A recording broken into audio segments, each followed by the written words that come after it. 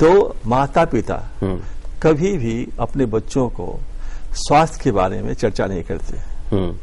जो private parts हमारा है कैसे साफ रखें उसको, करेक्ट, और क्या कठिनाई उसमें आती है कभी नहीं बतलाते हम लोग। एग्जैक्टली। अब वो अपने अनुभव से बच्चे बड़े हो रहे हैं, जवान हो रहे हैं, अपने अनुभव से जो उनको आया देख करके समझ के सुन के जो आया सो आया किया, कोई हमने उनकी इन्फॉर्मेशन पास ऑन नहीं किया, पास ऑन नहीं करे। तो ये जो है हमारे यहाँ जो गैप है एक, उस गैप को के कारण ही ये हमारी संस्कृति में सफाई के बारे में इतना एक अंतर आ गया है। कहीं ऐसा तो नहीं है कि because faeces are non productive and noxious, जैसा आपने कहीं पर कहा, उसके कारण इसके बारे में बात करने में हम हिचकिचाते हैं? क्योंकि आपने बड़े गांव के लेवल पर भी बहुत काम किया है, लाखों लोगों को आपने बदला है, तो आप बताइए। गांव में देखा गया कि एक साथ बैठते हैं, कोई कोई बीड़ी पीते हैं, एक साथ बैठ के नजदीक में बैठ के बात करते हैं, उसको ईजिंग करते हैं, तो दोनों काम चलते हैं। तो ये तो सच नहीं है मेरा मालूम कि वो लोग जो इसका बारे में बात नहीं करते, ऐसे नहीं। क्योंकि गांव में देखेंगे एक दो जगह है जहां हर लोग जाते हैं बाहर में शौच करने के लिए, एक ही जगह में जाते हैं। कोई रोड साइड होते हैं, कोई बैम्बो ग्रोव्स होते हैं, ऐसा कुछ जगह है जहां सब कुछ जाते हुए देखते भी हैं। आप कहते हैं that civilisation is coterminous with sanitation, इसका मतलब बताइए। सभ्यता का विकास जैसे जैसे होगा, हम शिक्षित जैसे जैसे होंगे, वैसे ही सैनिटेशन इम्प्रूव होता चला इम्प्रूव होगा। क्योंकि आप देखिएगा जो सेंस ऑफ जो क्लीननेस है, एक्सेप्शन की बात हम नहीं करेंगे, वो जितना आदमी थोड़ा धीरे धीरे पढ़ता लिखा है और फिर जब वो अच्छी जगह जाता है, अच्छी जगह बैठता है, तो उसको एक ध्यान आने लगता है कि भाई साफ सुथरा होना चाहिए, बाहर कुछ नहीं फेंकना चाहिए, नहीं करना चाहिए। महत्वपूर्ण क्या है कि जो आदमी कम पढ़ा लिखा है उसको थोड़ा ध्यान कम रहता है इस बात का। जो पढ़ लिख जाता है वो ध्यान रखता है उसका। पढ़ने लिखने के साथ साथ क्या एक्सपोजर भी जरूरी है कि वो किन लोगों के साथ उठता बैठता है। अगर वो उस तरह के लोगों के साथ उठेगा बैठेगा तो भी काफी इम्पैक्ट पड़ता है क्या? अब देखिए उसमें क्या है ना, जैसे जो कैंपस हम लोग का है वहां आपको थूक फेंकने की इच्छा ही नहीं होगी, इतना साफ रखा हुआ है वो। करेक्ट। तो उसमें क्या जो सिविलाइजेशन से जो महत्वपूर्ण है कि जो जगह जितना साफ है उसको फिर कोई भी व्यक्ति गंदा करने का प्रयास नहीं करता। आपने जो पॉइंट बोला कि आपके कैंपस में अगर कोई जाएगा तो उसको थूकने की इच्छा नहीं होगी, तो जरा आपके कैंपस के कुछ दृश्य दिखाते हैं, आपके टॉयलेट म्यूजियम के। देखिए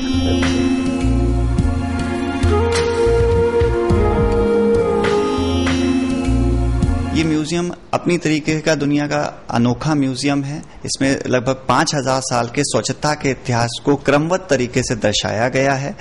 प्राचीन इतिहास, मध्यकालीन इतिहास, आधुनिक इतिहास में प्राचीन सभ्यताओं को, सिंधु घाटी की सभ्यता, मध्य एशियाई सभ्यताएं, क्रीत और रोमन सभ्यताओं को दिखाया गया है। इसके अलावा मध्यकालीन में जो रोग प्लेग की बीमारी फैली उसको दिखाया गया है।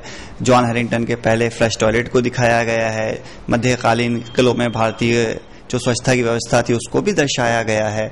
आधुनिक में हमने रंग बिरंगे बिजारे शेप टॉयलेट दिखाए हैं, जैसे बुक शेप टॉयलेट है जो एक राष्ट्रवाद का अनोखा उदाहरण है। टेबल टॉप टॉयलेट है, फ्रांस के राजा लुई 13, लुई 14 का सिंहासन है। इसके अलावा आधुनिक शौचालयों में हमने electric toilet, electronic toilet, chemical toilet, composting toilet, biodegradable और स्पेस टॉयलेट के भी पिक्चर्स और मॉडल को दिखाया गया है। ये सारा दिखाने का मकसद ये है कि लोगों को स्वच्छता के बारे में ज्यादा से ज्यादा जागरूक करना।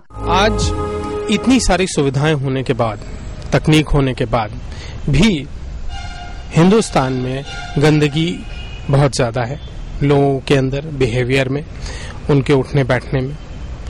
इसका जो रीजन है वो सबसे बड़ा हम मानते हैं कि फैसिलिटीज की कमी होना है। लोगों को जो चीज जहां पे उपलब्ध हो वो तो इस्तेमाल हो जाती है, मगर दूर होने के कारण नहीं कर पाते।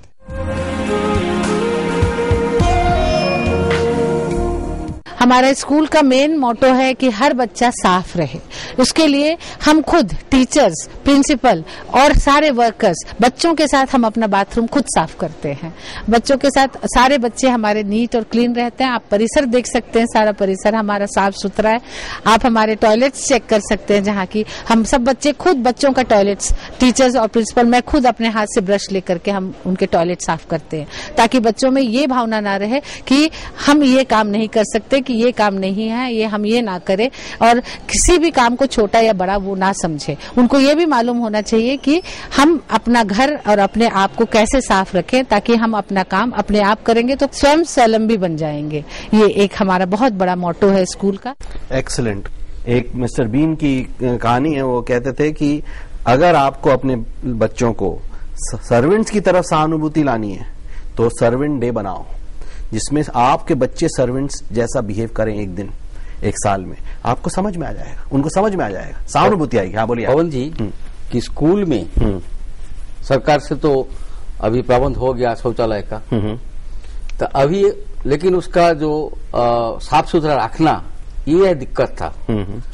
तो हम लोगों ने एजुकेशन डिपार्टमेंट के साथ, शिक्षक समाजों के साथ लेकर, जो स्कूल का जो स्कूल मैनेजमेंट कमेटी है उसको लेकर एक सिद्धांत लिए हैं कि हर स्कूल में एक स्कूल कैबिनेट बनाएंगे और उसका एक एक रेस्पॉन्सिबिलिटी है। कोई एक ग्रुप इस महीना में वो शौचालय का सफाई करेंगे, एक ग्रुप आंगन का सफाई करेंगे, एक ग्रुप बागान बनाएंगे, उस बगीचा बनाएंगे। ऐसा एक आदत हो गया। अभी टीचर्स भी उसका साथ काम करते हैं एक साथ, because they took the decision jointly, the school committee and the teachers they took the decision jointly.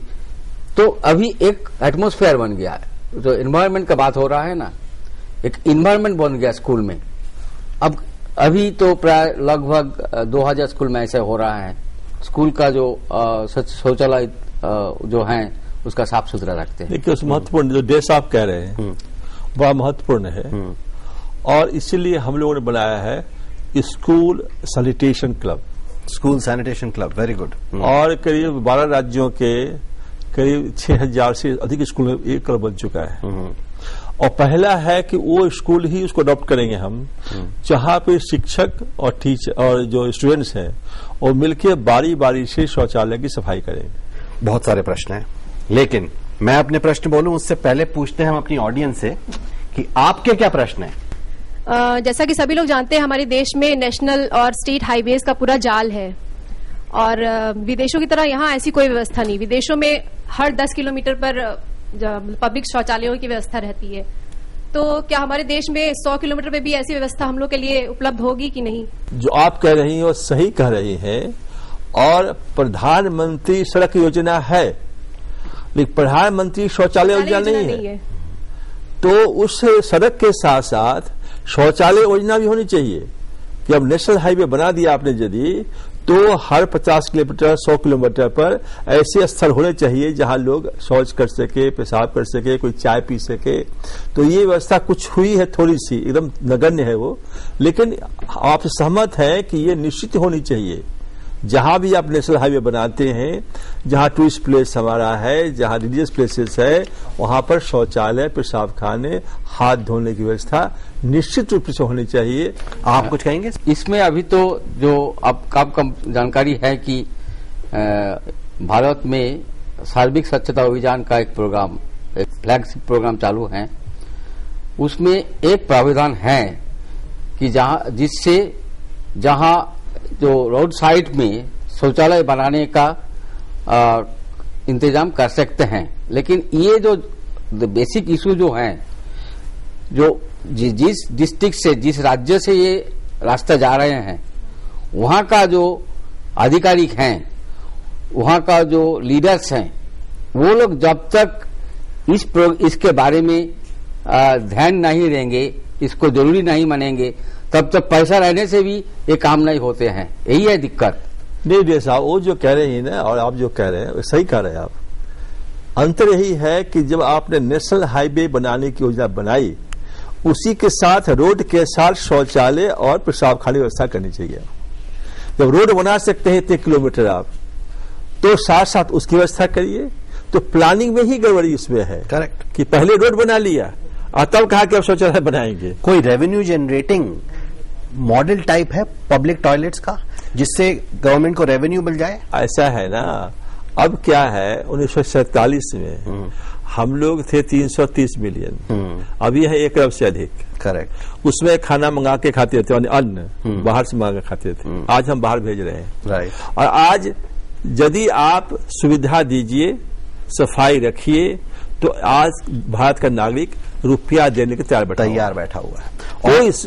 और मेरे ख्याल से एडवर्टाइजिंग का भी अच्छा चांस है वहां पर, वो तो है ही, दीवारों पर अंदर भी। वो भी है।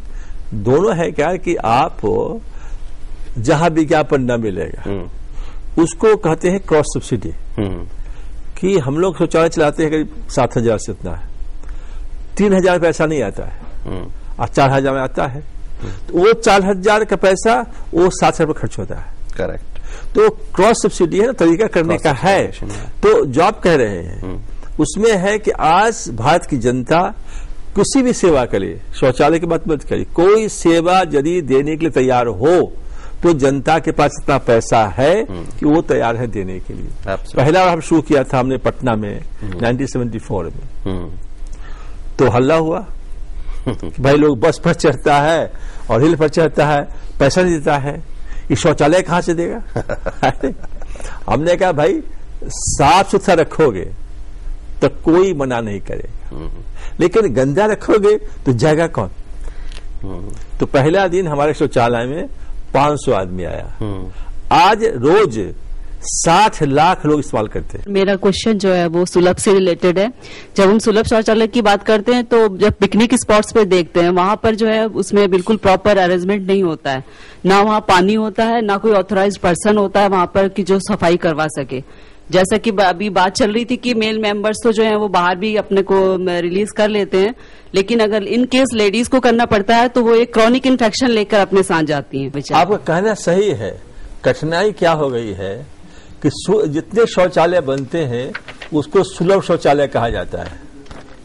जो शौचालय सुलभ इंटरनेशनल द्वारा बनाए गए हैं, चलाए गए हैं, बिना आदमी के तो हम बनाते ही नहीं है। व्यवस्था मेंटेनेंस की पहले करते हैं, बनाते बाद में है। कठिनाई ये हुई है कि अब दिल्ली में आप जाएंगे, सब जो लिखा है सुलभ शौचालय, वो हम लोग द्वारा मेंटेनेंस नहीं हो रहा है। अब उसको मना भी हम नहीं कर सकते हैं। जैसे डालडा, अब डालडा कोई कंपनी का हो, डालडा कहलाता है वो, क्योंकि सुलभ जो वर्ड है ये डिक्शनरी का वर्ड है। हाँ। डिक्शनरी का वर्ड ट्रेडमार्केबल नहीं होता। हाँ, ट्रेडमार्क होता भी नहीं, हम लोग किया भी नहीं उसको है। तो यही कहना है कि जो दूसरी संस्था है, दूसरे लोग हैं या सरकार के लोग हैं, शौचालय बना जो आप कहती हैं, आपसे हम सहमत 100% है कि यदि गंदा शौचालय है तो ट्रांसमिट होने का डर डिजीज का रहेगा। क्योंकि जहां पेशाब किया आपने और जहां आपके पेशाब का जो कांटेक्ट है उससे हुआ तो आप बैक आपको बीमारी हो सकती है।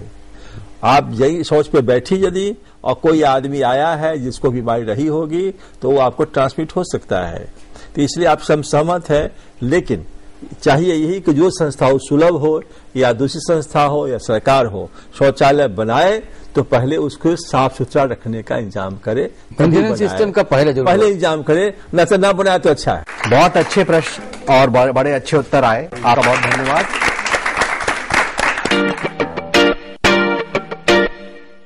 दूसरे की फिक्र नहीं, सिर्फ अपना ही ख्याल है। हम ऐसे क्यों हैं, आज खड़ा ये सवाल है।